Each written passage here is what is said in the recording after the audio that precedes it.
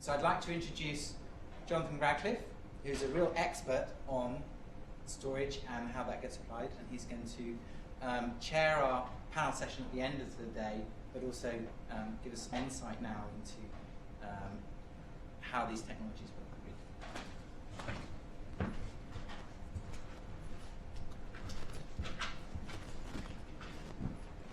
Okay, well, thanks to Simon and Chris for inviting me to chair this session. Delighted to be here, and as you'll see, we have a project with Moixa that is just launching this autumn. So I'll come on to that, and I think my job is to give you a bit of background as to the role for energy storage in a general context, and introduce some of the companies that you're going to hear from, and how their technologies really fit into this sphere, which I think is very exciting for the UK. So. I'm Jonathan Radcliffe. I'm a Senior Research Fellow and Policy Director at the University of Birmingham Energy Institute. I'm a physicist by training, but I've spent most of my career in and around Westminster and Whitehall working on science and innovation policy. So I've been at Birmingham for a couple of years now, so as an academic I can try and cram too much information onto too many slides, but I'll try and limit that and simplify it and keep to 10 minutes so that we can get on to the other speakers.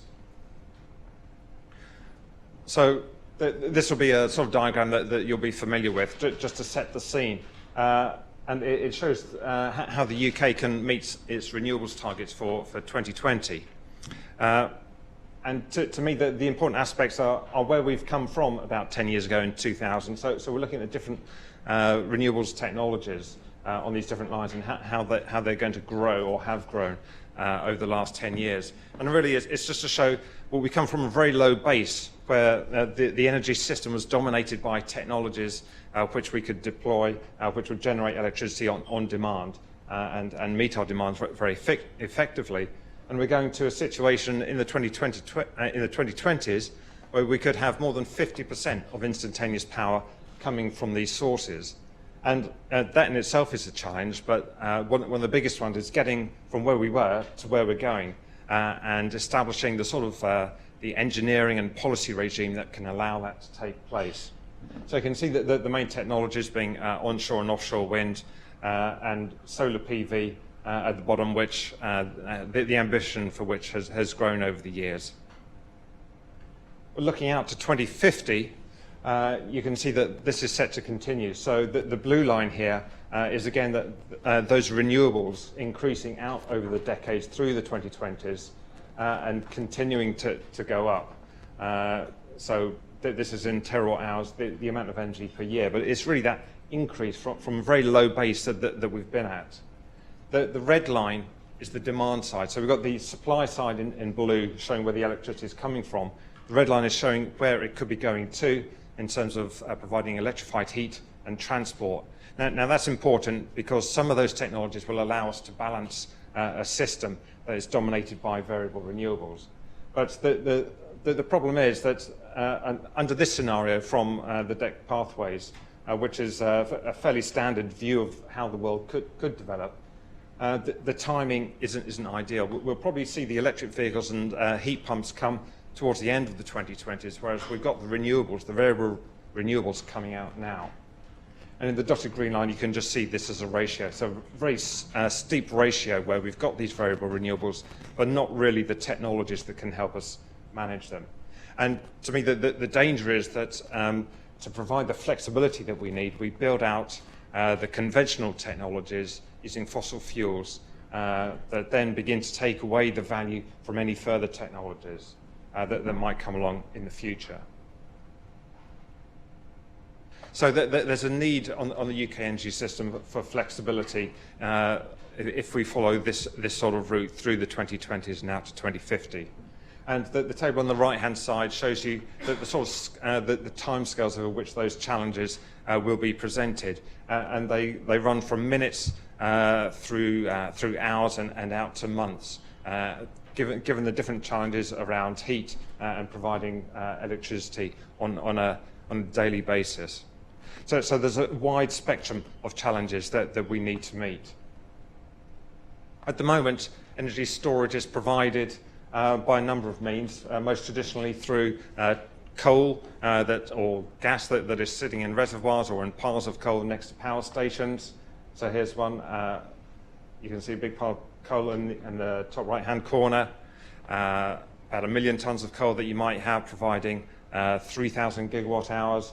Pumped hydro, that's Dinorwig, the reservoir in Wales, that gives us, just for relative purposes, 28 gigawatt hours.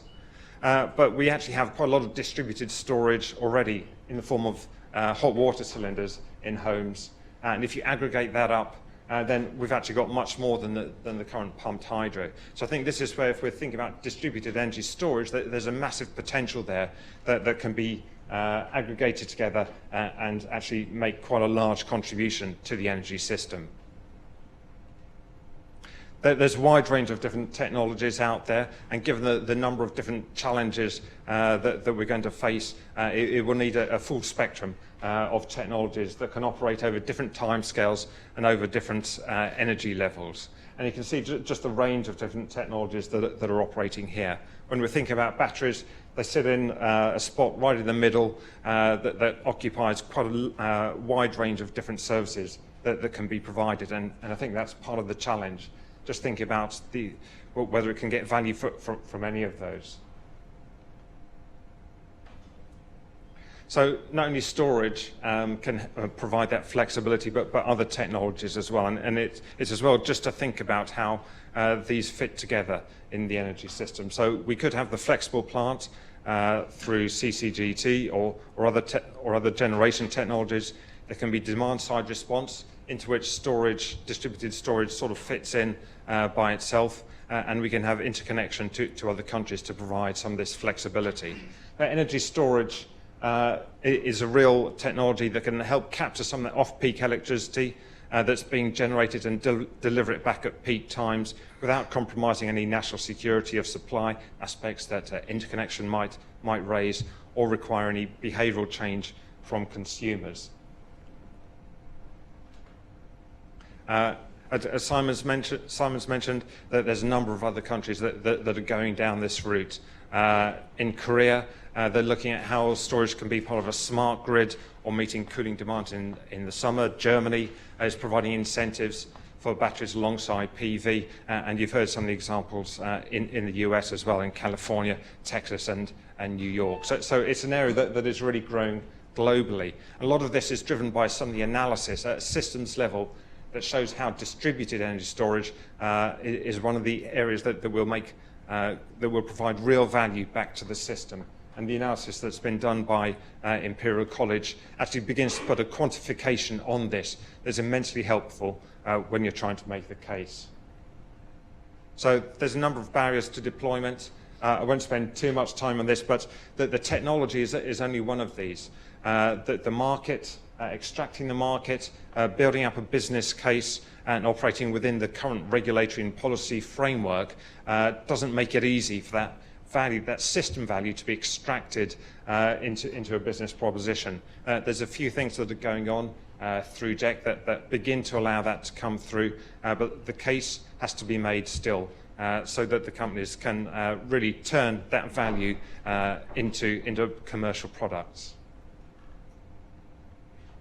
So just a quick slide on some of the work that we're working with Moixa on. There's a consortium for modelling and analysis of decentralised energy storage. It's a project we're working on with Leeds and Warwick universities, and that's really to think a bit more longer term about how energy storage technologies at that distributed level can really provide these benefits, and what some of the barriers to their deployment are, taking case studies in Birmingham and Leeds. Okay, so I'll wrap up and move on to the technology companies. But just to conclude, really seeing energy storage, and particularly distributed energy storage, as being able to play a really vital role in the transition to low carbon. And those technologies do exist. They're out there and they're being deployed as we've seen. The risk is that some other short-term fixes come into the market and crowd them out. So we need to think through the policy and regulatory frameworks very carefully. And I think, and this is something that Simon alluded to, the prospect of new business models for energy. When we start connecting them up, I think there's going to be some challenges to the current market players around how they operate. If we can aggregate up energy and get consumers really working in the energy market together. So that's a bit of background from me. So I'm going to pass on now to Pilgrim Bayat from 1248, who's going to talk a little bit about Internet of Things and how his company is working on that side of it. Thanks.